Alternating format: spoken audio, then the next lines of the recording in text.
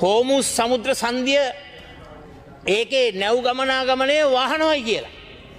දැන් දින කිහිපයකට පෙර විදේශ ඇමතිතුමා කිව්වා නෑ එහෙම ප්‍රශ්නයක් නැහැයි කියලා. එහෙම ගැටලුවක් නැහැයි කියලා.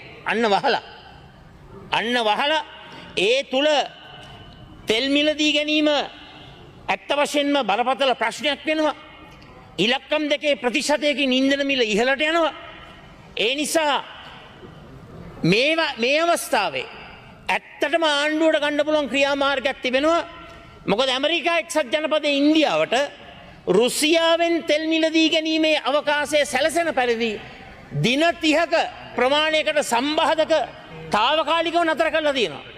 කරුණා කරලා මේ විදේශ අමාත්‍යාංශයේ සහ රජයේ නියෝජිත කණ්ඩායමක් යවන්න ඉන්දියාවට, යවන්න රුසියාවට, යවල මේ දින 30 ඒ තියෙන ඒ සම්බාධක ඉවත් වුණු කාලය තුල අපේ රටට අවශ්‍ය තෙල් ටික නියමිත වෙලාවට ලබා ගන්නට වැඩපිළිවෙල ක්‍රියාත්මක කරන්නයි කියලා මම මේ අවස්ථාවේ ඉල්ලීමක් කරනවා.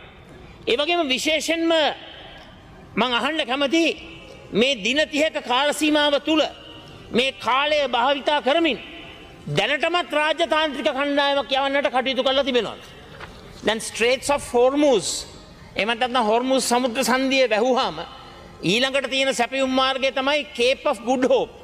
ඒකට කියන්නේ සුබ ප්‍රාර්ථනා තුඩුව. හැබැයි ඒකෙන් එනකොට ඒ පහලින් එනකොට සති ගණනාවක් පරක්කු වෙනවා. විශේෂයෙන්ම ඉන්ධන මිල ඉහළ යනවා. දැන් මේ මොහොත වන විට මෙඩිටරේනියන් ෂිපින් කම්පැනි එක නිල වශයෙන් ඉන්දිය සාගරයේ දිවයින් වෙත ගමන් කරන නැව් ගාස්තු ඉහළ වැටෙන පරිදි යුද අධිභාරයන් නිකුත් කරලා තිබෙනවා. අනිවාර්යෙන්ම තෙල් මිල ඉහළ යනවා. අනිවාර්යෙන්ම ගෑස් මිල ඉහළ යනවා. විශේෂයෙන්ම මේ තත්ත්වයට මොකද්ද ලබා දෙන උත්තරය? මොකද්ද විසඳුම? ආනයනික ඖෂධ ඉහළ යනවා මිල. ආහාර ආශ්‍රිතව ඒ මිලත් වර්ධනය වෙනවා.